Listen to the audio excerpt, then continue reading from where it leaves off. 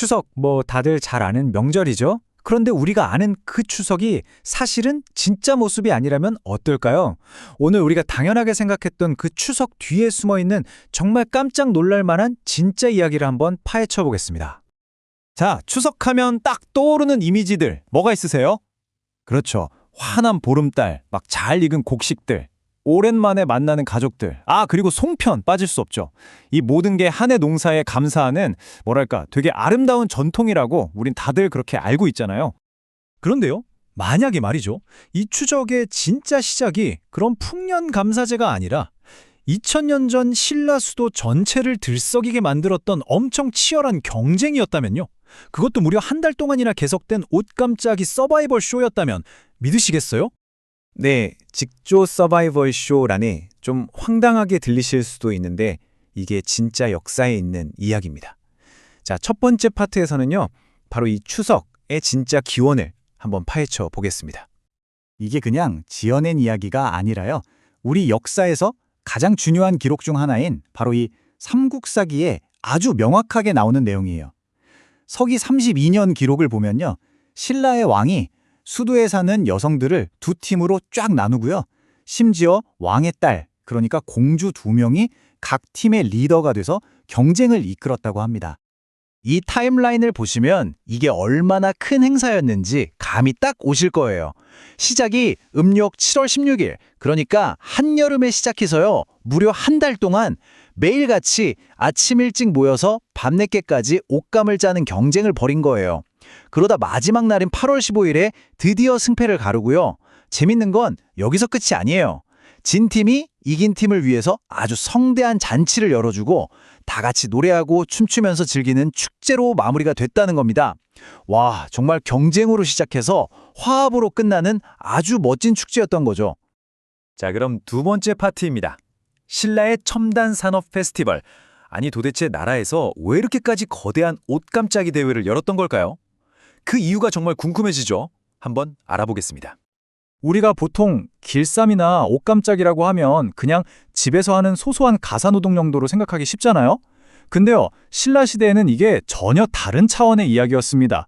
이건 단순한 집안일이 아니라요, 신라라는 나라의 경제를 떠받치고 국력을 전 세계에 보여주는 말 그대로 국가의 운명이 걸린 핵심 첨단 산업이었던 겁니다.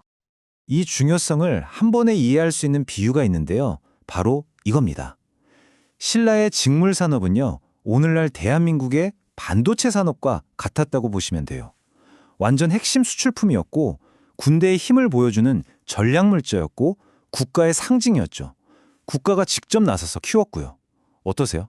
이제 왜 왕의 딸인 공주들까지 직접 나서서 이 대회를 이끌었는지 그 이유가 딱 이해되시죠? 바로 여기에 답이 있었던 겁니다. 그리고 이 축제가 열린 무대가 어디였냐? 바로 신라의 수도 서라벌이었는데요. 당시 서라벌 인구가 추정치긴 하지만 무려 100만 명에 달했다고 합니다. 100만 명이요? 이게 어느 정도냐면 당시 동로마 제국의 수도였던 콘스탄티노플과 어깨를 나란히 하던 세계 4대 도시 중 하나였어요. 어마어마하죠? 자, 한번 상상해 보세요. 인구 100만 명이 사는 국제도시 전체가 한 달 내내 축제 분위기로 들썩이는 모습을요. 그러니까 이 가베라는 건 그냥 조용한 시골 잔치 같은 게 아니었던 거예요. 생산량은 확 늘리고 기술은 더 발전시키고 또 이 핵심 산업을 이끌어가는 여성들의 노고를 격려하고 칭찬하기 위한 아주 잘 기획된 국가적인 산업 박람회였던 셈이죠. 자, 그럼 세 번째 이야기로 넘어가 보겠습니다. 가베가 어떻게 추석이 되었을까? 이렇게 화려하고 거대했던 국가 산업축제가 어떻게 지금 우리가 알고 있는 그런 농경 명절의 모습으로 바뀌게 된 걸까요? 그 비밀은요, 바로 날짜에 숨어 있었습니다. 이 가베 축제가 끝나는 날이 언제였죠? 음력 8월 15일 맞습니다. 바로 1년 중에 가장 크고 밝은 보름달이 뜨는 날이었고요. 또 마침 곡식을 거둬들이는 수확의 시기이기도 했죠. 그러니까 나라에서 주도한 이 산업축제 위에 민간에서 원래부터 가지고 있던 보름달의 소원을 비는 신앙, 그리고 한 해 농사에 감사하는 문화가 자연스럽게 스며들면서 하나로 합쳐진 거예요. 정말 절묘한 타이밍이었던 거죠. 시대가 흐르면서 명절의 성격도 계속해서 변해갔습니다. 이 표를 보시면 그 변화가 한눈에 들어오실 텐데요. 신라 시대에는 산업 경쟁의 핵심이었죠. 이게 고려 시대로 오면서는 그냥 좀 일반적인 국가 축제 느낌으로 바뀌고요. 그러다가 조선 시대에 들어서면서 아주 큰 변화가 생깁니다. 성리학의 영향으로 조상님께 감사드리는 차례와 성묘가 명절의 가장 중요한 활동이 된 거예요. 그 뜨거웠던 경쟁과 축제의 분위기가 조상을 기리는 경건함으로 명절의 중심 가치가 완전히 바뀐 거죠. 자, 네 번째 이야기입니다. 송편에 숨겨진 비밀. 우리가 추석 때마다 먹는 이 반달 모양 송편 있잖아요. 여기에 사실 삼국의 운명을 바꿔놓은 아주 드라마틱한 예언이 하나 숨어 있습니다. 이거 한 번쯤 궁금해 보신 적 없으세요? 분명 추석은 보름달의 날인데 왜 우리는 떡을 빚을 때 꽉 찬 보름달이 아니라 굳이 반달 모양으로 만드는 걸까요?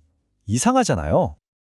그 답이 바로 삼국사기에 나오는 한 예언에 담겨 있습니다. 때는 백제가 멸망하기 직전이었어요. 궁궐 땅속에서 거북이 등껍질이 하나 발견됐는데 거기에 이런 글자가 새겨져 있었다고 합니다. 백제는 보름달이요, 신라는 반달이라. 이 예언을 놓고 해석이 완전히 갈렸습니다. 당시 백제의 의자왕은 야, 보름달은 우리 백제의 힘이 절정에 달했다는 뜻 아니냐? 하면서 아첨하는 신하들 말을 믿고 엄청 좋아했대요. 그런데 한 무당이 나타나서 전혀 다른 무서운 해석을 내놓은 거죠. 전하, 보름달은 이제 가득 찼으니 기울일 일만 남았다는 뜻입니다. 오히려 저 반달이야말로 앞으로 점점 더 차오를 희망의 상징입니다. 그리고 역사는 어떻게 됐죠? 그 무당의 예언대로 신라가 삼국을 통일했죠. 바로 이 사건 때문에 반달은 그냥 달의 한 모양이 아니라 미래의 희망, 그리고 승리를 상징하는 아주 강력한 아이콘이 된 겁니다.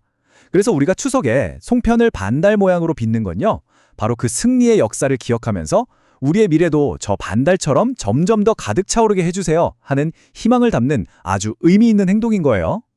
자, 이제 마지막 5번째 파트, 겹겹이 쌓인 역사입니다.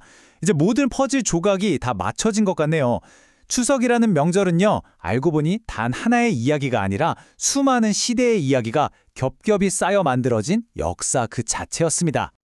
추석은요, 비유하자면 마치 하나의 역사 압축 파일 같아요. 이 파일 안을 열어보면요, 신라의 산업적인 야망도 들어있고 아주 오래전부터 이어진 달숭배 신앙도 있고요. 풍년을 바라는 농부의 마음, 또 조선시대의 효사상, 그리고 떡 하나에 담긴 그 승리의 예언까지. 정말 수많은 이야기가 겹겹이 압축되어 있는 거죠. 바로 이게 오늘 제가 드리고 싶었던 이야기의 핵심입니다. 추석의 진짜 기온을 안다는 건 그냥 그렇구나 하고 지식 하나 더 쌓는 걸 넘어서요. 지금 우리가 보내는 이 명절의 의미를 훨씬 더 깊고 풍성하게 만들어주는 일이에요. 왜냐하면 2000년이라는 어마어마한 시간을 관통하는 역사가 바로 지금 우리의 식탁, 우리의 전통과 연결되는 순간이니까요. 올해 추석에 밤하늘에 뜬 둥근 달을 보시게 되면요, 그냥 달 예쁘다 해서 그치지 마시고 2000년 전 그 옛날 설화볼의 밤을 환하게 밝혔을 갑의 축제의 그 뜨거운 열기를, 그리고 그 안에 담긴 우리 조상들의 수많은 얼굴들을 한번 떠올려 보시면 어떨까요? 역사는 그렇게 멀리 있는 게 아니라 바로 우리 곁에서 계속 숨쉬고 있는 거니까요.